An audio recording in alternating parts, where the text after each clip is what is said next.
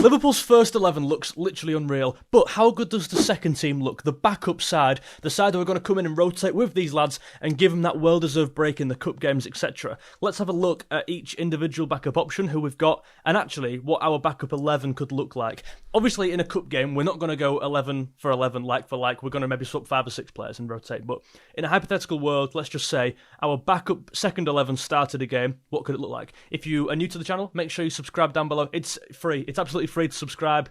There's no strings attached. If you don't like the videos, you can always unsubscribe. Give me a chance down below. Regular Liverpool videos every single day. If you don't want to miss one, subscribe. Mamardashvili's in goal. What an option this is. The luxury of having 2 goalkeepers who could start in the Premier League. Kelleher, by the way, we had that with Kelleher, so it's nothing really new. It's not like a new thing, this, but Mamardashvili, one of the most promising young goalkeepers in the world. Loads of great things I'm hearing about him, like testimonials from La Liga strikers who are like, yeah, this guy's great, showstopper, like really, really good, and his numbers are backing that up as well. Maybe his distribution is one of the weaker things I'm seeing, if I'm looking at the stats, but to be honest with you, if you can stop the ball from going at net, that's all I care about. Mamardashvili is your backup goalkeeper, what an option that is. Let's go towards your right back, and I think this is not as black and white as, oh, well, Bradley will play every game and Frimpong won't. No. They'll rotate, they'll share the load, absolutely. If I had to pick, I'd see Bradley starting 60% and Frimpong 40%, which makes Frimpong our backup right back, which sounds daft because he's just come in from a Leverkusen side who went unbeaten not so long back. That sounds crazy, but I think people really forget how good Bradley is and how good he was when Trent wasn't in the team. He was one of our better players, genuinely. He's so hungry. I love everything he's about. He's a proper trier. Them inverted runs are going to be so useful next year. And they're very different, actually. People see them as quite similar, I think, but I think you're branding them wrong and profiling them wrong. This guy's almost a winger. Like, this guy is one of them who could actually come in for Salah. In a backup team, Frimpong could genuinely come in there and you'd be like, okay, that's fair, because that's the kind of areas he operated in the Bundesliga. But for now, we'll keep him in as a right back and take it with a pinch of salt. Maybe that is Bradley, maybe it's Frimpong, either or. It's a really good bloody option, is what I'm saying. We'll go to left back now, and Kirkes comes in as a starter for me straight away, which means Robertson drops to the bench. It's with a heavy heart, right? We all love Andy Robertson, what he's done for the club. This is not going to be a Robertson who's bombing on like it's 2018. He's going to be more conservative, and Arne Slot's made that clear. He's made this position, I think, the position to, if this is a back four, Frimpong's going forward, can we shift across? Can Robertson play in that kind of more conservative fullback role, tucking into almost a back three? We saw it against Preston, and I think actually he's got the skill set to be good at that. He's an older player now, he's more experienced, he's not got the perhaps running, like maybe just the speed, simply the speed, to get forward like he used to, that kind of acceleration. We saw it against Preston actually, he got turned on the halfway line, I felt sorry for him trying to run back. And that striker was not very quick, by the way, and he lost him. But Robertson, all his flaws, he does try, he's a proper trier. I see him as that James Milner role, who could play there, he could play there, he could fill in a lot of areas. He's also very fit, like, yeah, he's not very fast, but my God, he can run for 90 minutes, like, and he will give everything. Robertson, he's a fine option to play in the cup and rotating with Kirkes for me. I think people have been a bit dramatic when they say, "Oh, Robertson's," no, just chill out. He's a backup option and he's a decent one. Robertson comes in. You've also got Tsimikas, by the way, who I think will be probably the favourite to leave, but Tsimikas could play there. Actually, right now, what I'll do is this, because we don't have a centre back, so you're kind of left with, sorry, what have I done here? Frimpong, right back. Tsimikas will put us left back. Again, a fine option, I guess. But you've got no centre half, apart from Gomez, who I'm trying to find. What the hell? Number 2. There. So we'll put Robertson here for now, and then just say we need to sign a centre back, absolutely, to join this team as a backup option, or even a starter. And Kanate, crazily, drops to this team. I mean, that's crazy, right? But Gomez offers such flexibility. Given, again, his flaws, he's very injury-prone. I think he'd be the first to admit that. A few mistakes in his game as well. I preferred him to Kwanzaa. I liked what he offers in terms of he could play as a right back, he could play as a left back, he's done it before. If we are shifting across to make that back three, say Tsimikas with Van Dijk, you've got this. Robertson in that role, Gomez in that role, they're almost perfect for them players. In between the centre-back and left-back role, in between the right-back and centre-back role, fast, he can get back. I think that's a really good position for Gomez. And as a backup option again, he's not terrible, granted he stays fit. So there's your back four. Granted, Robertson is a new player who comes in. It gets very interesting now when you talk about your front six, because they're not really shoo-ins, these. McAllister and Gravenberch drop out, and Szoboszlai has to come in, and it sounds literally ludicrous. We're talking about Dominic Szoboszlai in Liverpool's B team. if you spoke about him last year, he was one of our better players, certainly off the ball. He was so key for us doing what we did last year. One of them players who leads in the press, one of them players who literally everything goes through him, and he's in our B team. Like, what the something's gone seriously wrong, but no, it hasn't. It's gone really right because Wirtz's come in, but Szoboszlai comes into this B team. We'll talk about where he plays in a second.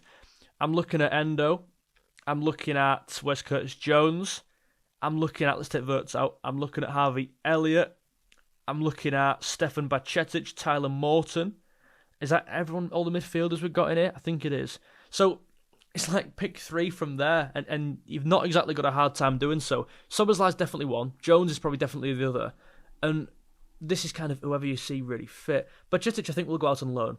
So let's put him out on there. Morton, I just want to see a bit more from in the first team. He was very good for England in the under, whatever it was, 21s. But I saw him as more of like an advanced 8. Maybe he was at number 10 at times, taking shots at Morton. But I don't see him as a 6 in this team anyway. So I put Endo in there. Harvey Elliott perhaps looks out the door. Interesting to see where his role lies in this team because he's not even in our B team. In my team anyway. So Elliott drops out. And I've got this here of Endo, Jones and Szoboszlai. And I think when you look at that balance, Endo the kind of destroyer profile. Jones is the technical player who's going to keep the ball. And Szoboszlai is your runner. These two, by the way, let's take Ekatike out quickly. And we'll take Salah out. We'll take them all out. These two played as a front two last year in games. Like, this is a starting front two, and they're in our backup team. This is just unprecedented stuff. So they know each other's game. They play very well with each other, actually. They're both great off the ball. They both bring the energy. They're both kind of, I think they both raise each other's games because they're in quite similar positions. Is that number 8 role? Yeah, granted, Szoboszlai's more advanced, but they both sing off the same hymn sheet at times. And with Endo behind, it allows, maybe more so than Gravenberch, it allows these two to get further forward because he's not going to get forward, Endo, like Gravenberch does. He's going to sit here. Yeah, he's going to maybe go forward in the press and win the ball high up the pitch, that kind of aggressive nature he has. But he won't be asked to do that because he's a more reserved number 6. He's not unbelievable on the ball like Gravenberch is. He's not going to be looking to break lines with his passing. He's going to allow these two to do a lot of it in the midfield, a lot of the heavy lifting. So there's your midfield 3, and it looks great. And actually, this is I mean, look how good it is. Granted, we sign a centre-back. It's a really nice backup option team. So your right winger is interesting because some people would say it'd be Frimpong. A lot of people saying if Salah drops out in the cup games, Frimpong comes in there. Wouldn't be mad at it at all. But I think, Chiesa is an interesting one because will he even be here next year? I don't know. I don't think so. I think he's been left out of our pre-season squad, which is very interesting. That says a lot, doesn't it? Ben Doak again, will he be here next year? Will he go out on loan again? Will he be sold? A lot of actual just straight up sells are being thrown around. Doak could be a really nice option. And I think actually with Frimpong would be really good because he likes to invert, he likes to get into the box, Doak. I think I might have entirely made this stat up behind Yamal, the most touches in the box in Europe. Have I made that? Am I talking about a different player? I swear I saw that with Doak. I was like, what a crazy stat. In fact, that might not even be true. Someone Google it.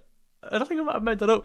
But anyway, that literally sounds crazy when you say it. But he likes to get into the box. He likes to be direct. Can he get a shot away? Can he beat a man and go to the byline and put a cross in? I think Doak's really positive. Really positive. Is that too attacking? Yeah. I'm yet to see Doak's work rate, really. I've not seen too much of the guy. I've only seen what we have seen in cup games and that. But any Borough fans in the comments, say hi, let me know. Is he a guy who could get back? Is he a guy who could drop while Frimpong gets forward? And have they got that rotational pattern? I don't know. So Doak probably comes in here, really, which sounds almost crazy. And then Nunes, where's Darwin? Darwin. Again, I don't know if he'll be here next year. If he is in a B team, I don't mind it at all. I've always liked the idea of him being a super sub. And I don't mind the idea of him being in the substitute team. He started pre-season very well, scored 4 goals. Granted, it was Stoke in a behind closed doors game where he scored 3 of them. But in this team, it's fine. And then your left winger, look, you got the luxury here of playing Diaz or Gakpo. In my team, Diaz starts in the first 11. I don't know about you if you disagree. Gakpo starts in your B team. B team, what the hell? So yeah, it would be this. As I mentioned, Liverpool would not go like for like 11 for an 11. They would not swap the entire team out. So actually, what this leaves you is something like this. A realistic rotational team, a realistic cup team could look like this. You wouldn't even need Doak because Salah would just start. Salah just plays every game and I'm all here for it. Salah starts. I think you would rotate both of these. I think Jones and Szoboszlai could come into that team. I actually think Gravenberch will just play. I think this could be McAllister. I think we need to be careful with not drawing into the same problem last year where Gravenberch is just overplayed because we didn't see the best of him in the final half of the season. Maybe final third, I think it's fair to say. But anyway, we have to be careful with this. And Endo can definitely rotate and will rotate in here and swap with him. But I'd like to see that as a really nice option there. Gakpo, Nunes. I think this could even be a Wirtz. It could even be a Diaz. It could be that different kind of striker option. But for now, I'll put Nunes in there. Excuse me. Frimpong, right back, no problems. Gomez starts. Van Dijk starts. And then this is probably Robertson. I mean, as a rotational side with, 1, 2, 3, quote-unquote, first teamers. I mean, how good's that? If you went to a Champions League game playing like that, you'd be fucking laughing. Even if you brought Ekitike in there. It's still such a great team. Szoboszlai would go forward like this. You'd have this kind of front four with Frimpong overlapping. You'd have this kind of back three. Robertson in that zone. I spoke about these two really great areas for them, actually, with Van Dijk in the middle. Gravenberch as the more conservative midfielder. Jones getting forward. Gakpo bringing the width. Frimpong bringing the width. Salah inside. This could even be Wirtz here, playing in that really nice role he played in at Leverkusen. And then you've got, I mean, we're a striker light, but you've got, I don't know, who could play there? You could do, to be fair, I've done this a bit wrong. You could do a Nunes, and we've now got more players than we need. You could do a Nunes and something like this. I think that could definitely work. There's so many options from our B team to our first team, from our first team to our B team. It's so exciting, and you've still got players like Calvin Ramsey, who I don't know his future really next season. Tsimikas, who could play. Doak as well, Bajcetic, Morton. There's options. I mean, I've not even actually included on here, which is really poor from me. You know why? I did it and it didn't save. I knew I did this. I put Engamoa and Naoni and McConnell and all them lads in here, and it didn't save. These lads could easily feature, and it would be like, okay, Naoni's playing. Is that a problem? No, that's all. Because he's shown that he's a composed footballer. He knows the temperament of the game now. He was so impressive in that pre-season game from what I'm seeing. So direct, so positive when he gets the ball. And Engamoa, I think we could really see a world where Engamoa, if Diaz gets sold, Gakpo starts in our first team, Engamoa comes into the second team. How exciting would that be? I'm annoyed now I didn't put them in this list, but even in the B team, are they really getting much game time? Probably not, but I think they should. I really think they should. Let me know your thoughts down below. What do you think of the B team? Give me your B team down below, your 11, your secondary 11 if we had to play it, which we won't, but imagine we did. Make sure you subscribe down below. It's free. It's entirely free. You can always unsubscribe and leave a like if you enjoyed. Nice one, guys. Thank you.